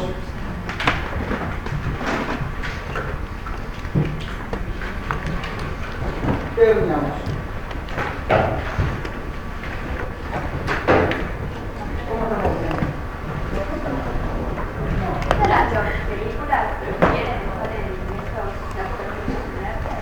Preferir no es la palabra, está asociado, o sea, le da la capacidad a la bacteria de poder crecer en superficie aérea. Pero no, no lo que pienso, también está asociado. Y eso lo que uno se pregunta cómo lo hacen, pero la verdad es que tiene la capacidad de poder tener. Para mí, si uno me preguntara, de secretar el copolisacárido para que le haga como matriz para poder. Porque realmente un implante no es la situación más benévola para la bacteria para poder. No, claro, no es la situación más favorable. Pero tiene la capacidad, para mí, puede llegar a ser de secretar en principio esos polisacáridos y de ahí por una adhesina química o química, una adhesión. Encima no solo una adhesión, el dividido. El dividido por una monocapa. Después de esa monocapa, empieza a formar lo que estaba después, y después de eso la quedamos con un clon, ¿no? Es como que el chito propio, propio pegamento. Algo así debe ser, tranquilamente. No me tomaría la atención. No, la verdad que el mecanismo adaptativo que tiene por también. Vamos con las preguntas y después con los chicos lo libero. Y terminamos con la vecina bien. Y ahora sí, la vecina hasta la muerte que va a preguntar. Acá quedar. Antes de comenzar, ¿alguna duda de especial, de existencial o que va a explicar? Hay un concepto que no me queda claro de los teóricos y cuando leo los libros. A ver si te puedo responder. La definición de factores de virulencia versus factores de patogenidad. Hay libros que me lo tratan como lo mismo, hay libros que me lo separan. Le voy a preguntar a Daniel si los profesores titulares de la cátedra le están dando una referencia. Sí, Sordelli le voy. Por eso. ¿Qué dijo Sordelli? No, ¿Vos yo me preguntás a mí? ¿Vos me preguntás a mí? ¿Qué es la misma? No, yo no le tengo el Sordelli acá, que de hecho dice factores de virulencia y patogenidad, y lo separa. El tema es que factores de patogenidad yo entiendo que son factores que tiene la bacteria como para ser más infecciosa o Más patógena. Claro. Y los factores de virulencia le da una oración más, que si querés la busco y te la digo, pero no la termino de entender. Es como el riesgo a la infección. Y según lo que veo en los teóricos, no me concuerdan lo mínimo. Por eso le digo, yo la cursé a micro para ser profe, la tuve que cursar hace muchos años, no me acuerdo. Para mí, es lo mismo, pero siempre tengo la confianza. Ya me está diciendo que Sordelli dice que no. Entonces lo que voy a hacer yo, voy a preguntar a qué están dando los teóricos, o qué le están dando a ustedes, o pensar la verdad que hay que hacer todos los días. No, hoy por ejemplo... Pero está muy bien la pregunta, porque se lo puede preguntar a ustedes también. Preguntar a mí, para mí es la misma cosa. Son todos factores que tiene la bacteria para poder establecerse, multiplicarse y hacer cosas. Se puede decir en los teóricos que el determinante de patogenicidad, si la bacteria no lo tiene, deja de ser patógeno. En cambio, el factor de virulencia, decía textual, que contribuye a la virulencia, pero en su ausencia la bacteria sigue aún siendo patógena. Baja la virulencia, pero Sigue siendo patógena. En cambio, el determinante si no lo tiene, está buena la definición. lo dijo en un teórico. Hoy como factores de virulencia daban adhesión, no me acuerdo si el flagelo, que otro más, y el Sordelli me lo nombra como factores de patogenidad, y a su vez el Sordelli me lo separa, entonces no sé Pero qué... cuando toma la primera, como usted encima está muy fresquito, ¿Cuándo dijo el de hoy, tenemos en cuenta que los factores de virulencia pueden estar en contacto con el flagelo. Me gustó esa definición. ¿Me lo podría repetir, por favor? El determinante de patogenicidad, si está presente, la bacteria causa enfermedad. O sea, un factor de patogenia puede llegar, si la bacteria lo tiene, causa enfermedad. Patogenia, ya te dice todo patógeno. determinando factores de riesgo. En cambio, la virulencia puede estar o no, te estoy resumiendo, que eso la hace más virulenta o menos virulenta, pero puede no estar. Un factor de virulencia por el flagelo puede no tenerlo, sin embargo sigue siendo patógeno. ¿Le quedó todo claro? Su presencia lo hace más favorable a la infección. Ponele, me gustó, va por ese lado. ¿Lo deciden o no? No hay problema, no, para eso estamos. Un factor de patogenicidad o un determinante de patogenicidad hace que la bacteria sea patógena o no. Claro. Un ejemplo, no sé, me sale algo muy patógeno, que sea el EPS, algo muy fuerte. Se me está yendo la cabeza, porque lo estoy sacando acá. En cambio, un factor de virulencia puede llegar a hacer que la bacteria sea más o menos virulenta, pero si es patógena no va a dejar de ser patógena. Va a seguir siendo patógena. Los aumentos no son factor de virulencia, ya que sea más virulenta. Un ejemplo de eso puede ser la cápsula o el flagelo. Va por ese lado, ¿no? Y después una preguntita más rápida. El ejemplo de la bacteria que causa la meningitis. Dice que coloniza la nasofaringe, ¿no? Con el movimiento del cerebro. Sí. ¿Qué hace que se dispare a, bueno, circulación, idiosincratografía o meninges? Condiciones del huésped y la bacteria. Pues vos dijiste que 60% de la población la tiene, Sí, pero no todos están afectados a meningitis. Claro, primero que hay algo que es una relación huésped-parásito. Cuando digo parásito me refiero a bichos que nos colonizan, ¿no? Que a ningún parásito le conviene que su casa se nutre. Es como una relación huésped-parásito que eso tiene que ver con coevolución huésped-predador. Parásito-predador. Entonces, por un lado, Neisseria tiene determinante, ahora que la entendemos mal, tiene factores de virulencia o de patogenicidad que claramente pueden causar meningitis. Cuando las condiciones del huésped son las adecuadas, esa bacteria crece de manera tal que se va al torrente sanguíneo y se dispara el virus. Pero en líneas generales, los mismos competentes como nosotros, para el 60% de los que estamos colonizados por Neisseria, no tendríamos problema. Pero, por ejemplo, se me está poniendo ahora en un niño, en un anciano o en un inmunodeprimido por diferentes factores, no solo por la infección por HIV, hace que la bacteria esté oportunista, pase el torrente sanguíneo, se va a meninges y va. ¿Se entiende? Es la relación que tiene que ver. Pero eso pasa con todo. Cuando hablamos de LPS, pensaba, lo desata toda esa respuesta, pero no le conviene a la bacteria desatar y como todos vamos a tomar la atención. La idea sería, claro, yo estoy acá, o tratar, o somos cómplices. Lo tiene como función, pero merced de eso forma el tapiz. Entonces, capaz la bacteria, la evolución no lo elimina por una cuestión de que es más importante tener el tapiz hidrofílico a que... Totalmente, es comensal, de alguna manera, algún beneficio nos está dando. O si no, la presión de selección inmunológica o la presión de selección ambiental es muy alta. Esa presión de selección, que la selección natural no tiene dirección, chicos. Es importante que lo sepan porque está muy relacionada la palabra evolución con mejora. La evolución no mejora nada.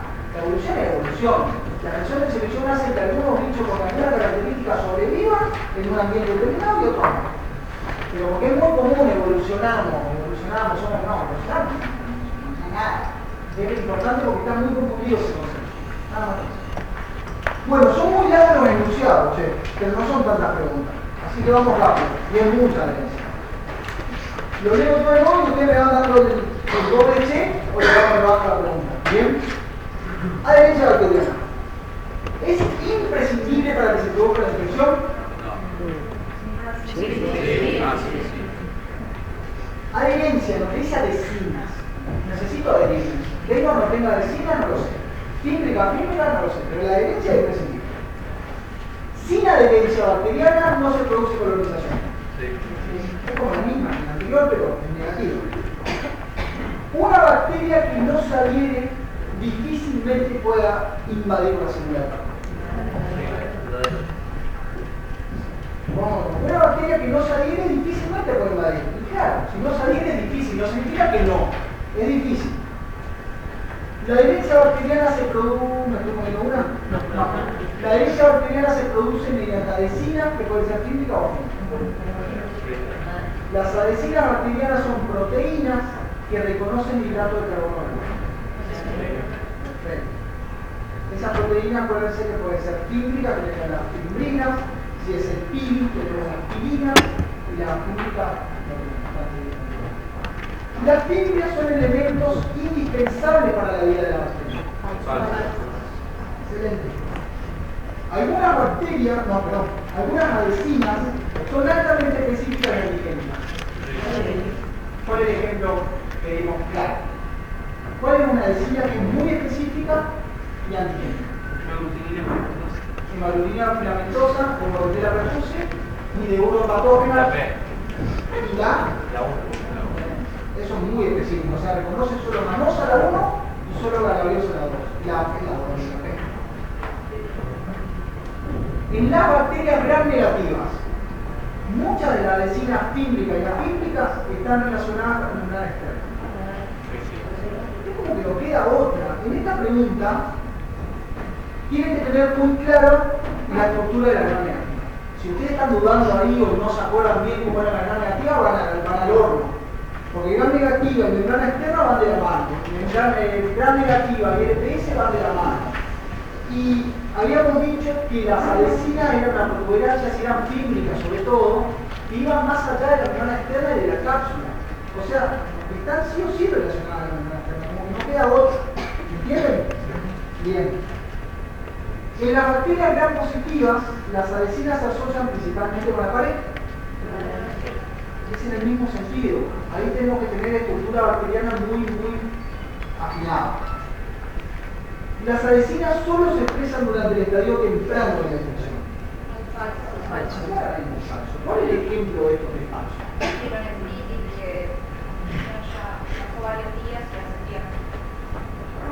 Siguen habiendo Sí, adhesinas. me gustó, lo dijiste, lo pegaste con el bicho, no con la infección.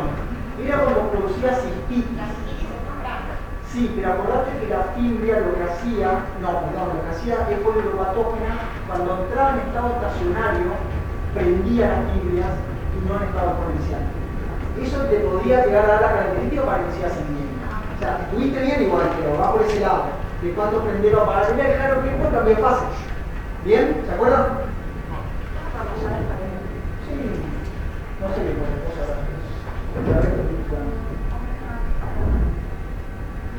Esa, recién la robó, es una compañera. ¿Está? No, la otra. Puede ser, no sé cuál tiempo es. Sí. ¿Y funciona? Sí. Okay. Bueno, vamos un poquito más rápido, vamos a 1. Vamos a 2, ¿no? Adherencia bacteriana y estructuras que intervienen en el proceso. Las adhesinas fímbricas y afímbricas son las principales estructuras relacionadas con la adherencia bacteriana, pero no las únicas. Muy largo el enunciado, pero tanto las adhesinas fímbricas, antes que todo vamos a analizar un poquito. ¿Por qué dice pero no las únicas? LPS, cápsula, excelente. Tanto las adhesinas fímbricas como las afímbricas son proteínas que reconocen azúcares. Me encanta que todo lo pasa lo mismo. Voy a cambiar la palabra hidrato de carbono por azúcar y un montón de quedan tecleando ahí con. Es lo mismo, chicos, las azúcares son hidratos de carbono. Claro que sí, lo único que cambian de sinónimo y muchas veces cuando no sabes que los azúcares son hidratos de carbono, a veces te van a claramente mejor. En algunos casos, la cápsula bacteriana cumple la función de esa. ¿Ejemplo? Bien. ¿Y la cápsula era rica en? En general, el LPS es una estructura de adherencia. Ahí se le o sea, ¿el LPS es una estructura de adherencia de la bacteria gram negativa? Sí. En algunos casos que se le cuando vamos a poner en general, no. Claramente. La hialuronidasa es una molécula que colabora con la adherencia bacteriana. Sí. Habíamos dicho que era lo que yo le llamaba el machete, ¿no? Proteasa, hialuronidasa, colagenasa, cianidasa, todas enzimas que degradan la matriz extracelular. Colaboran, pero no participan directamente. La IgA proteasa, secretada por algunas bacterias, ¿colabora con la adherencia? Sí. ¿El flagelo es una estructura que colabora con la adherencia? Sí. Aunque carezca de adhesinas, ¿una bacteria puede adherirse a los tejidos mediante la IgA proteasa o el flagelo? No. Las bacterias inmóviles, sin flagelo, no se pueden adherir. Algunas adhesinas están involucradas en el movimiento bacteriano. ¿Cuáles? ¿Es un movimiento flagelar? No. Adhesina bacteriana. Oh, bien, bien. ¿Participa en la formación de biofilm? Sí. ¿Induce la respuesta? A ver, ¿puede inducir la respuesta del sistema inmune? Sí. Sí, la adhesina sí, claro que sí. Me hizo pensar a mí, ¿eh? ¿Participa en la adhesión de un microorganismo a los diferentes tejidos? ¿Puede mediar la adherencia de bacterias a superficies inertes? ¿En alguna bacteria participa el fenómeno de leaching? ¿Está distribuido uniformemente en la superficie de la bacteria para asegurar una máxima adherencia? Busco una compañía había preguntado, no necesariamente. El ejemplo Europa Tóxica parecía que estaba todo en camisa ahí pero no necesariamente. Están todas distribuidas, claramente. ¿Son estructuras de expresión constitutiva? No, el claro ejemplo del cambio de fase dice no. ¿Le confiere a la bacteria especificidad de especie y especificidad de tejido? Y ahí está el cuadrito que se tiene que aprender, la granulina filamentosa, la fibra P, la fibra 1. No me acuerdo cuál era el último, el ácido ciálico, pero aprenderse porque es muy probable que exista todo. ¿Favorece la agregación de bacterias, la coagregación o la autoagregación? Claramente, ese era el fenómeno de conjugación, ¿no? De poder, el peeling, acuérdense que el peeling no pasaba el material genético por él, sino que el peeling sexual acercaba a las bacterias, y ahora sabemos que el peeling es una fimbria. Está buenísimo como ya empiezan a relacionarse los dos seminarios. Y eso acercaba a la bacteria y por un mecanismo de conjugación de tipo 3 o de tipo 4, era como el techo, se pasaban de manera horizontal los planos. ¿Participan en la producción de daño, así como en la invasión de la célula del huésped? ¿Participan en la producción de daño, así como en la invasión? Daño no.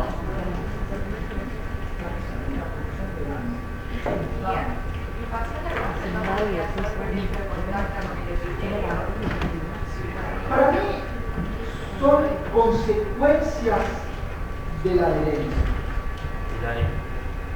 Yo la tomaría como verdadera, estoy pensando, porque no puedo causar daño si no me adhiero. Y tampoco puedo invadir si no me adhiero. O sea, la adherencia es una condición sine qua non, una condición imprescindible, vamos de nuevo a la fibrina, para que una bacteria pueda invadir y en consecuencia producir daño. A veces participan, a veces producen, así que... Participan. Y yo lo pondría como verdadera. Adhesina y patogenia de bacterias. ¿Tiene especificidad de tejido? Yo les voy a decir más rápido, chicos, no porque ya se entienda que quiere llegar a la pregunta. ¿Tiene especificidad de tejido? Sí. ¿Puede ser específica de una especie? ¿Pueden ser específicas la adhesina de una especie bacteriana? Sí. ¿Y la fibra tipo 1 y tipo P no la sintetizan todas las bacterias específicas? Solo el código patógeno, o sea, es específica de especie. ¿Se entiende? O sea, la tomo como verdadera. Algunas adhesinas de Bordetella pertussis le confieren tropismo por el epitelio respiratorio simulado. No, qué fino, ¿no? No, que lo dieron el teórico y está el cuadro. O sea, fíjense lo fino del cuadro, un cuadrito que ustedes lo ven ahí, chiquitito, como medio pedoro, pregunta. O sea, que están en cosas, se pregunta. Staphylo aureus rara vez produce infecciones asociadas a biopelículas. Todo lo contrario. Staphylo aureus está relacionado a la infección de prótesis y a la endocarditis, ¿no? En E. coli uropatógena, la fibra de tipo 4 le permite ascender a vejiga y riñón.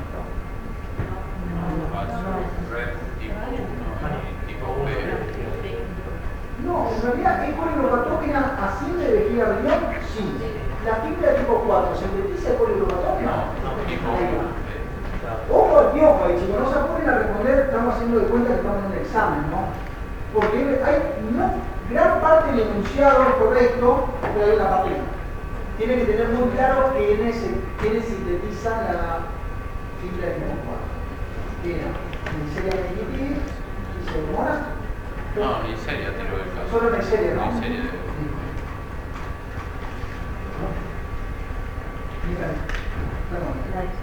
La fibra de tipo 1 y P de coliuropatógena, ¿se unen a los mismos azúcares? No. En diferentes tejidos que hacían impacto esa segunda parte porque la fibra de tipo P y E. coliuropatógena están asociadas a la capacidad del patógeno para generar piel. la presencia filtrante de coliropatógena es indispensable para el desarrollo de cistitis. Streptopiógenos puede adquirirse mediante su cápsula de ácido hialurónico. Excelente, chicos, bien.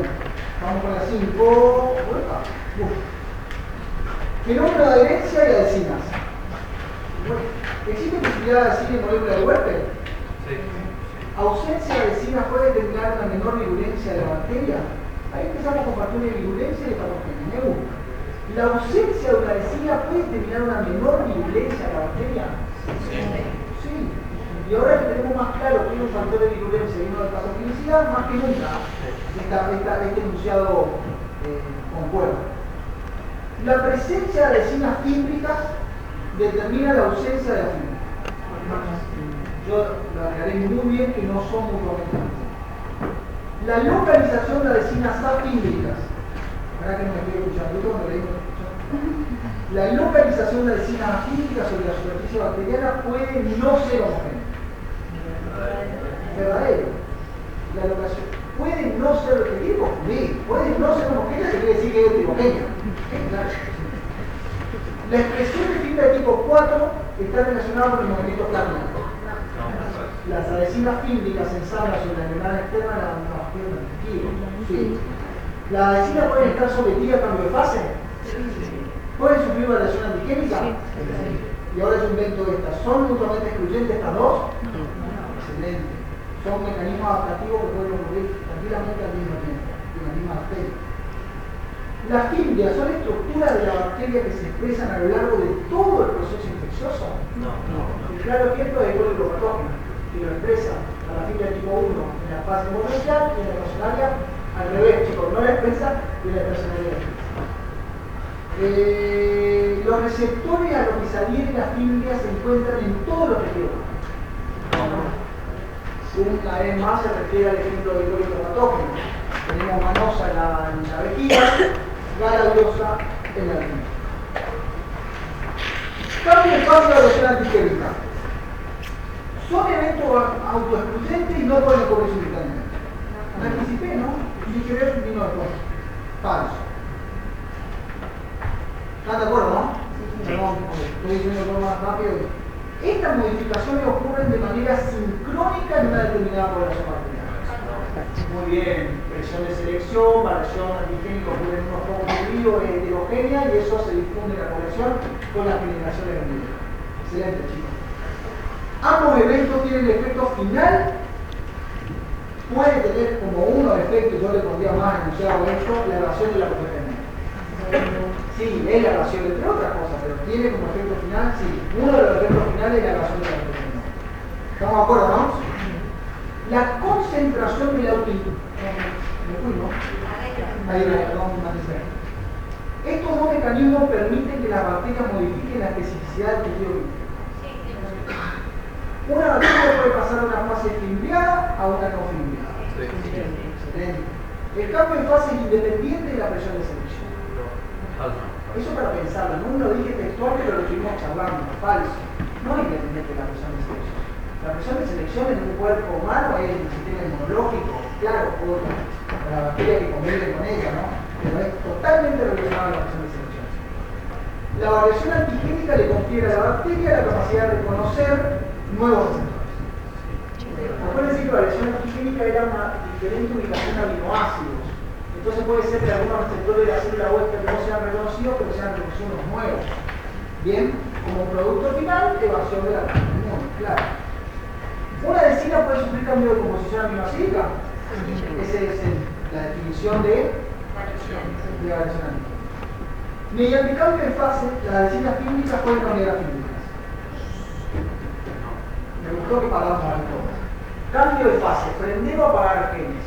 Yo puedo prender un gen, siendo muy didáctico, chicos, apagar los genes de una adhesina fímbrica y después prendo de una afímbrica. Prendo y apago los mismos genes, o sea, es el claro ejemplo que le habíamos dado de fibra tipo 1 y tipo P.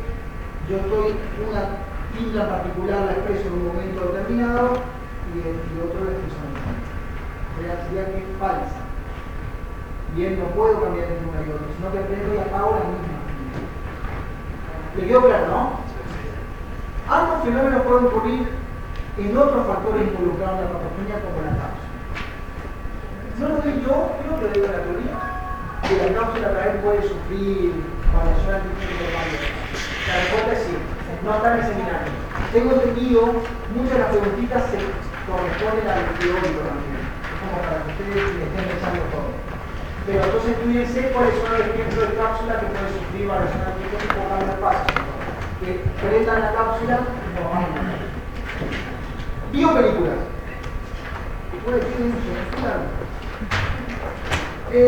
Resultado de comunicación entre bacterias igual o diferentes. La arquitectura es sólida. Dijimos que era heterogénea, tenía agua, cristal, aire, nitrito, fluido, bacterias, bien heterogénea y bien fluida. La composición del exopolisacárido es común a toda la especie patógena. Claramente. Eso varía en cada especie y cada biofilm va a variar después de quiénes forman ese biofilm. Puede ser determinantes en la generación de infecciones crónicas. Favorece la persistencia de bacterias sobre superficies inanimadas. Favorece la infección asociada a catéteres, prótesis. La población bacteriana dentro de la biopelícula es funcionalmente homogénea. Todas cumplen la misma función. Una biopelícula madura puede diseminar bacterias en su forma planctónica. Y ahí sale el concepto nuevo de planctónico. Cuando yo me refiero a planctónico, me refiero a una bacteria que es de vida libre. Bien, planctónico es sinónimo de vida libre. Entonces puede diseminar aquellas bacterias que habíamos dicho que eran como metástasis, ¿no? Y se van de vida libre para que vayan a reproducir al otro lado. Y una vez dicho eso, vuelvo a repetir. Una biopelícula madura puede diseminar bacterias en su forma planctónica. Bien. La concentración de nutrientes y oxígeno tanto en su interior como en la superficie aumenta.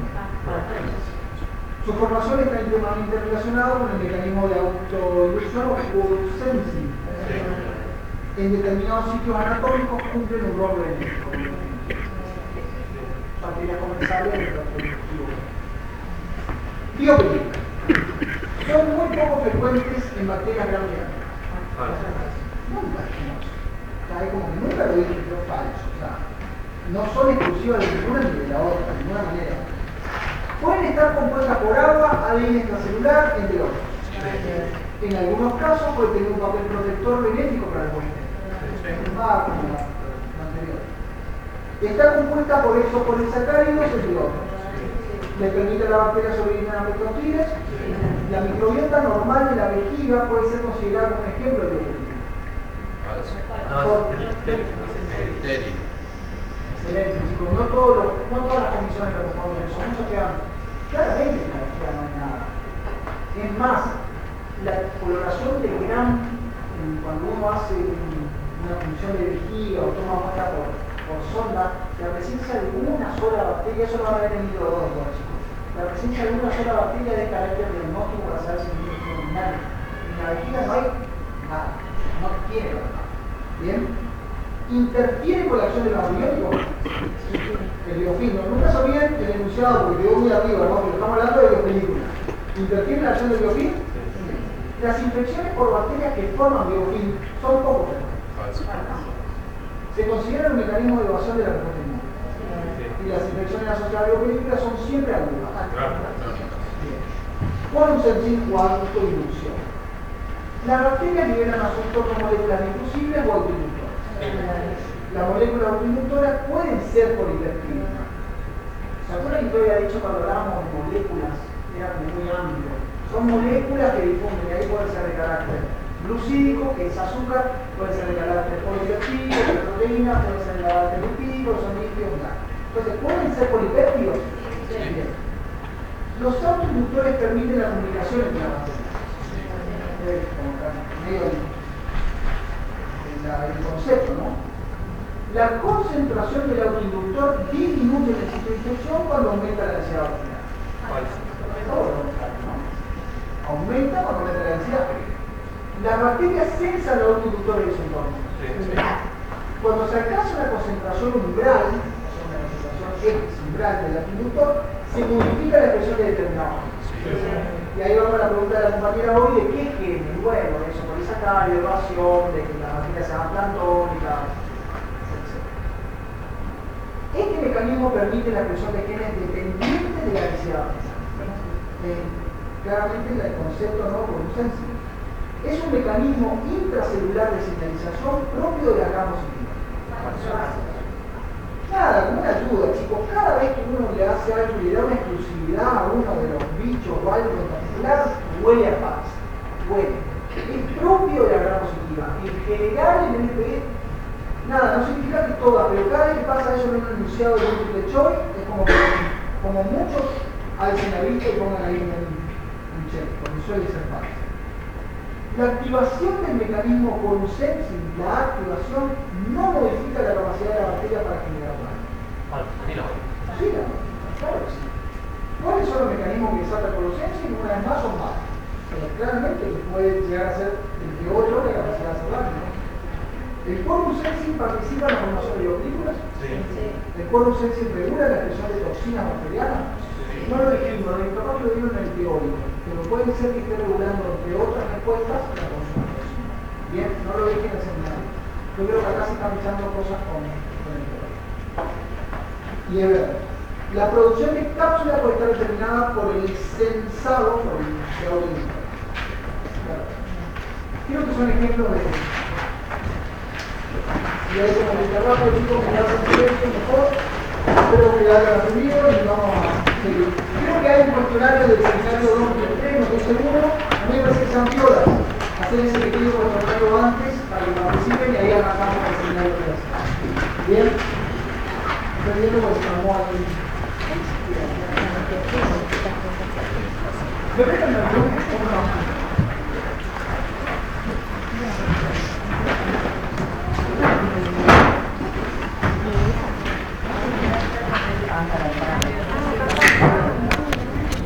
Adorno Martínez.